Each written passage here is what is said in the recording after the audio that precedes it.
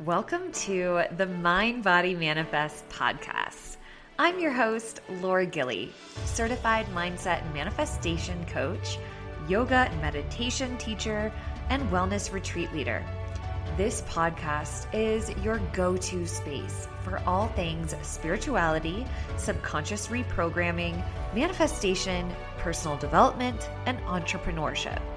I'm here to help ambitious women and female leaders like you step into your fullest potential so you can impact the world with your unique gifts and create the life of your wildest dreams. Each week, we'll dive deep into soulful conversations, actionable strategies, tools, and mindset shifts that will help you up-level your reality and create success from the inside out. So if you're ready to elevate your mind, heal within, and manifest unstoppable success, you're in the right place. Let's go.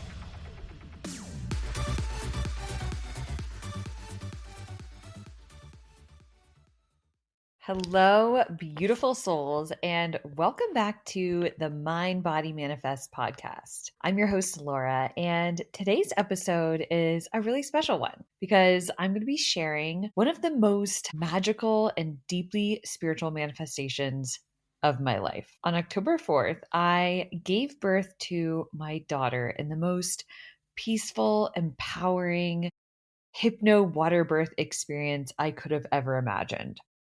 But what made this birth so special wasn't just how it happened, it was when it happened, because this experience taught me one of the most powerful manifestation lessons of all time. Holding the vision even into the nth hour when it looks like nothing is happening. This is about surrendering to divine timing, trusting in God's plan, and having such deep conviction in your vision that not even external proof can shake it.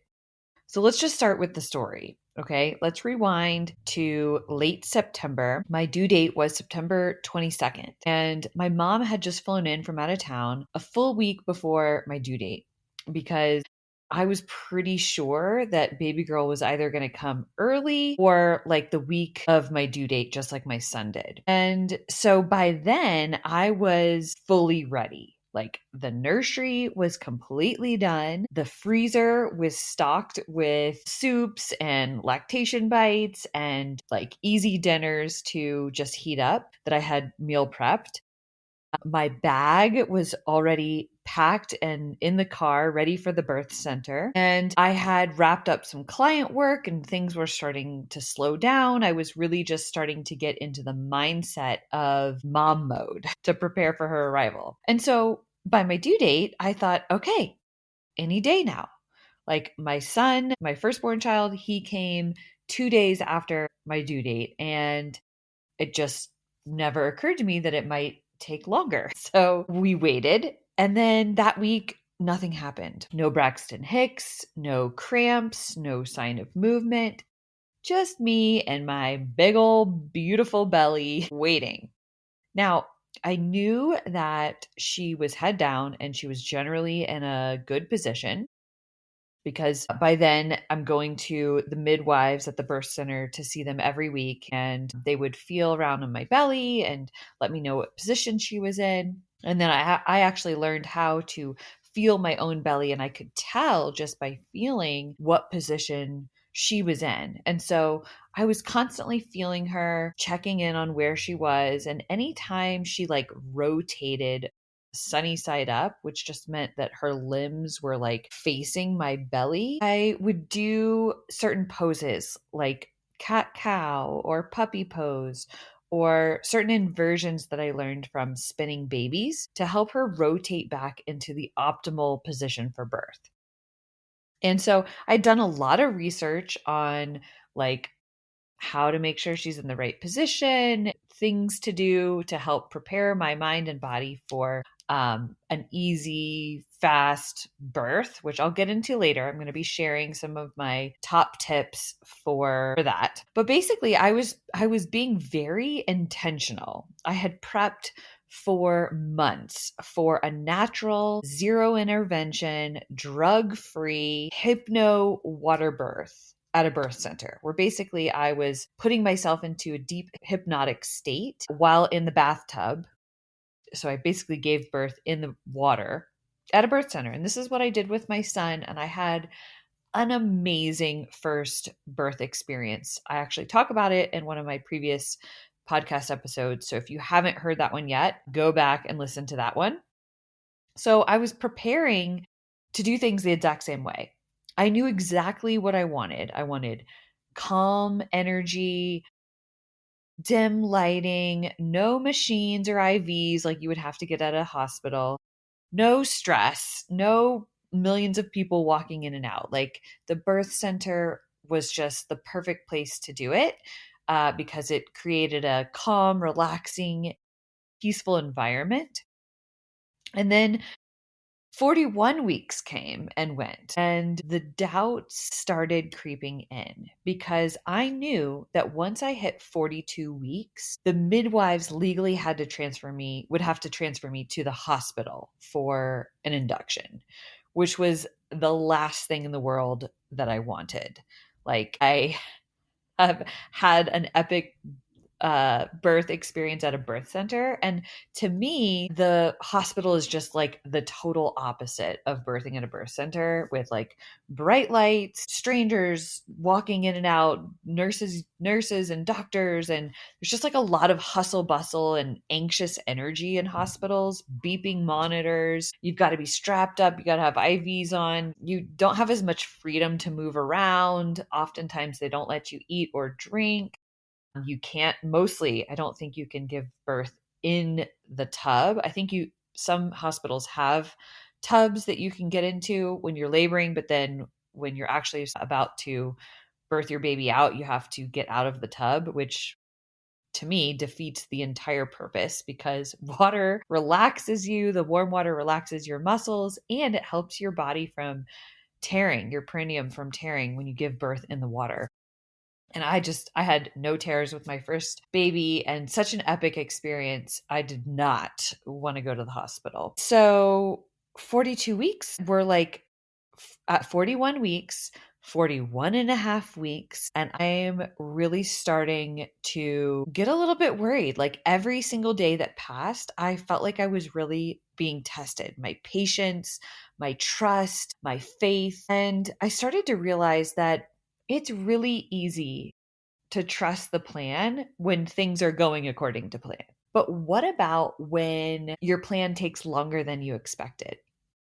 I just remember journaling and asking myself, like, Laura, are you willing to hold the faith for the vision that I have, even when it looks like it's not happening? Are you willing to trust your body and God's timing when everyone around you is starting to doubt? And that question just became my mantra because every day I'm getting, text messages from friends and loved ones and people at my kids' school. Like everyone's asking, like, have you had the baby yet? How are you feeling? Do you have any movement yet? And I'm just like, nope, nope, nope. And it would be so easy to get into that mindset of just spiraling, like starting to panic, starting to lose faith, and start to look to alternatives. But I had to hold on to my faith that even though it was taking longer than expected, it didn't mean it wasn't working out. And so at 41 and a half weeks, I only had a couple days left. It was Thursday. And if by Sunday, no baby, on Monday, they would have to transfer me to the hospital. So on Thursday, the midwives offered to do a membrane sweep for me, which is just a natural way to help your body kickstart labor. They basically separate the water bag from your cervix and it releases prostaglandins, which naturally, gets things moving. So I did one of those on Thursday and not much happened. So I did another one on Friday. By Friday afternoon, I started to feel some mild cramping. Um, maybe contractions, or I call them birthing waves, a little bit like inconsistently mild all afternoon. And then by the evening, the waves were starting to get a little bit stronger, but I just decided to go to bed around 10 o'clock and just thought I would just sleep through as much as I could, having a feeling that she was definitely coming the next day. And by 12:30 a.m., my water broke. I'm lying in bed. I feel this huge gush of water. I jump out of bed. My heart's like kind of pounding. I'm half laughing, half in shock, and run to the bathroom. And from there, the birthing waves came instantly, like fast and strong. So I start timing them with my handy dandy contraction timer app, and I'm kind of shaking through some of the waves. I'm realizing that they're really intense and they're like 4 minutes apart. The midwives told me to call them when they were 6 minutes apart because it's my second baby. Typically, the second baby comes faster, is what they say. And I had my son very fast with the first one. So I had a feeling that this one was going to come fast. And so I wake up my husband. I'm like, okay, water broke and like it's happening. Like, called the midwives and they were like, asked me some questions. I could barely talk through them. Basically, they said, come now.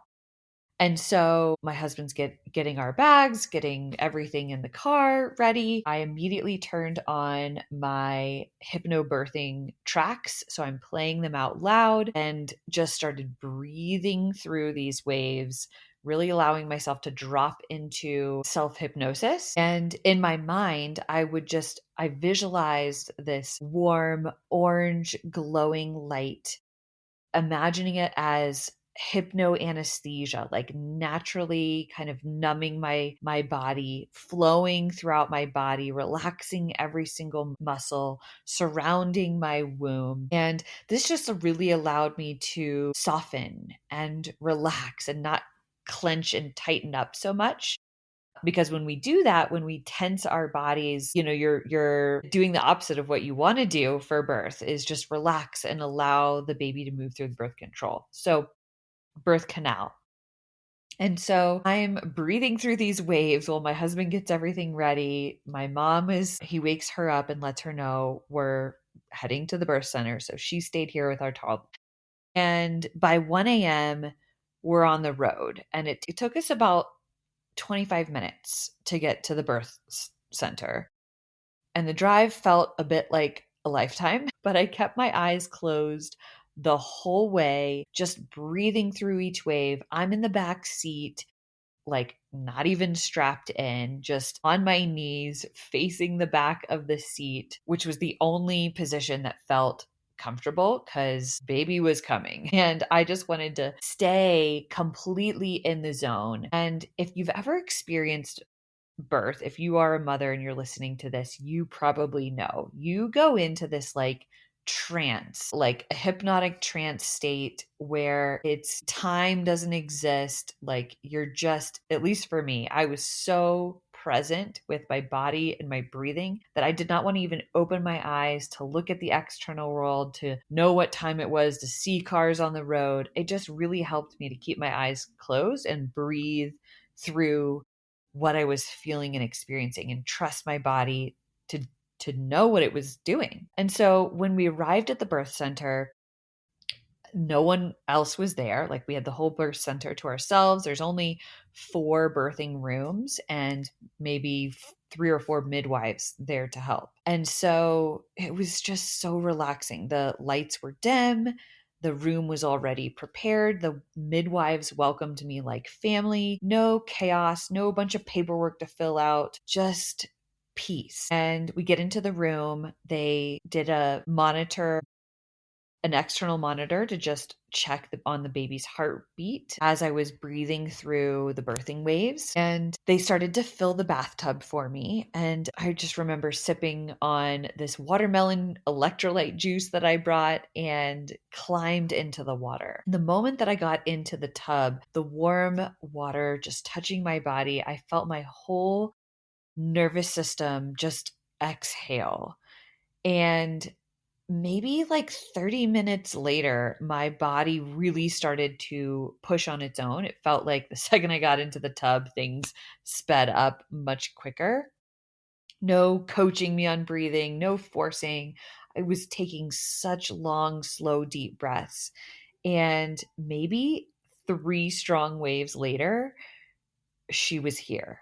So at 2:30 a.m., our beautiful baby girl was born in just 2 hours from start to finish. Like water broke at 12:30, she's in my arms at 2:30. And it was just wild because it felt like I was waiting forever while she was in my belly. We're like the day before they're going to transfer me one more day and they would have transferred me to the hospital. So I'm almost at 42 weeks, waiting, waiting, waiting.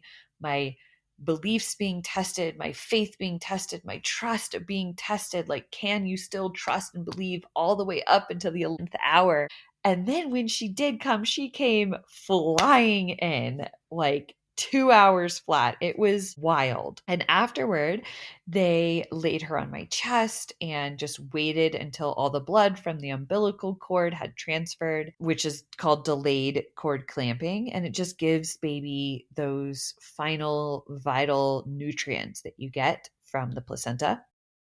And then the midwives made me this warm Ayurvedic porridge, which was basically like warm rice with ghee and coconut milk and cinnamon, nutmeg, just like all these grounding and nourishing spices for that is great for postpartum recovery. So I thought that was a really nice touch that they like made me a warm meal after I'd given birth. And there was no rush to do anything, no rush to clean up the baby, no rush to get her weighed and her measurements. Like an hour or two went by until they even did that. And they just let her be on my chest. I birthed my placenta. And then, after some time, they cleaned out the bathtub for me and refilled it and drew me this like fresh herbal healing bath with lavender and calendula, roses and witch hazel, which were all like such good healing properties for the perineum. And then they left us and just let me soak in the bathtub while my husband held our daughter on the bed, and the lights were soft, the energy was serene, and I'm just floating in the bathtub like full of oxytocin and like just feeling so on top of the world, so happy. It also just felt really luxurious. Like, I don't think you get this type of experience at a hospital. And as I'm floating there in the tub, I just remember thinking, I wish that more mothers knew that was an option. I wish that more mothers knew that this type of birth experience was possible, that I'm not special, that any woman can have this type of birth experience, an amazing birth experience. No pain, no tearing. Yes, it was uncomfortable. And yes, it was very intense, but nothing like what I hear so many friends, my own mother, like I hear so many women talking about their traumatic birth experiences where it's just the most painful thing they've ever experienced, or something goes wrong and they get introduced to a bunch of interventions and drugs, and when they wanted to have a natural birth, and it's like everything, their whole plan gets derailed. And not to throw shade on hospitals, because I think that they are amazing and very needed. And if that is the route that feels best for you and safest for you, then of course, more power to you. I think every woman should have informed choices, know what all of their options are. And I just don't think that hospitals are equipped to create that natural relaxing environment. You're more prone to interventions, to things kind of like one you start one intervention and it leads to another, and suddenly your whole plan goes out the window. It just seems like that's more common at a hospital than it is at a birth center. And so I just wish that more women knew that this birth centers are safe, uh, that it's, I don't know, that you can experience something like what I experienced there. So I hope that just sharing a little bit about that helps you in some way. If you are a uh, mother or want to be a mother or want to have a second birth or a third birth or a birth experience different from one that you've had in the past, know that there are other options. And birth does not have to be traumatic. It can be this beautiful, calm, empowering experience. I mean, both times that I've given birth afterwards, I just felt like I could freaking do anything.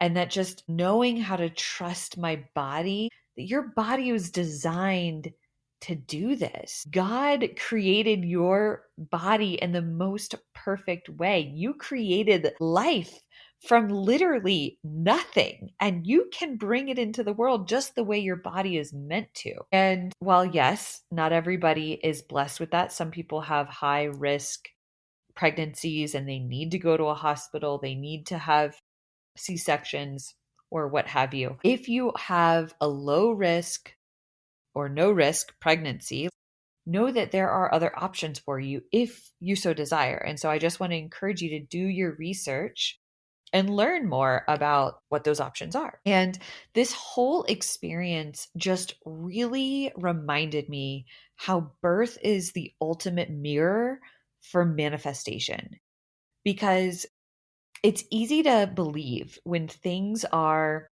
moving fast and everything's aligning and going in the right direction. But the real test comes when you are in that waiting period, when it's quiet, when there's no proof that what you desire is actually on the way. Faith isn't believing that it'll happen when it looks obvious. It's believing even when it doesn't seem obvious. And so at 41 and a half weeks, I had no signs of progress, but I held the vision and I trusted that she would come on her own naturally. I trusted that my body knew exactly what to do. And when she did come, it happened faster and smoother than I could have ever imagined. And that is manifestation. You hold the frequency, you trust divine timing. And when the moment is aligned, it all unfolds with ease. You just have to get out of your head and into your body. And it didn't happen on my timeline, it happened on God's. And it was just perfect. So, for any mamas to be listening or anyone manifesting something big, here are a few things that I did that I believe made all the difference in my birth experience. So, number one, I committed to taking hypnobirthing classes and I listened to these hypnosis tracks every day for months. I visualized a calm, fast, pain free birth over and over until it felt real in my body. And this is a neuroscience fact. Your mind doesn't know the difference between something you visualize and something that's actually real.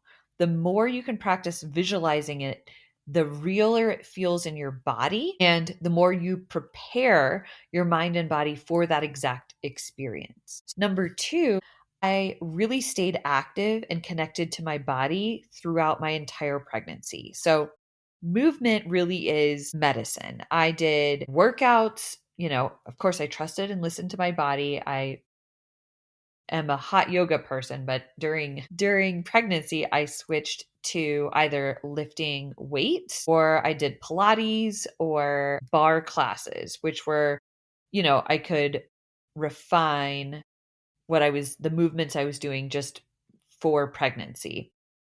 Or I did light workouts, I did walks, squats, I did different positions from the spinning babies to help move my baby into the right position. And of course, I prioritized nutrition and nourishing my body really well. I was focused on a high protein diet throughout my pregnancy. I took collagen every morning with my coffee. to help my skin to stretch and not tear. I would take magnesium at night, which helped me to sleep through the night, which so many women in pregnancy struggle with sleep. And the magnesium helped with constipation. I also took daily electrolytes, so always staying hydrated. I drank red raspberry tea every evening starting at like 38 weeks, which helps tone your uterus. So helping your uterus to work optimally, which helps speed up labor. And I was eating dates, like 3 or 4 dates every day, starting probably at 38 weeks, which also helps soften your cervix. So all of these things are helping my body prepare for an easy birth experience. And then at night, I would also focus on relaxation. I would do meditation.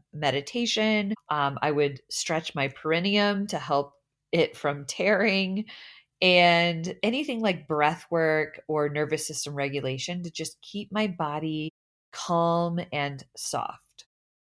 And then the last thing I did was I made sure that I set myself up for the birth experience to be in a calm environment, a place where I truly felt safe to make any sound. I didn't care what I looked like. I didn't feel like I was on display, because whether you're at a birth center or in your home or in the hospital, your environment truly matters, because when you feel safe, your body softens, your body relaxes. You allow your body to do what it needs to do. It can open and just allow the baby to come through.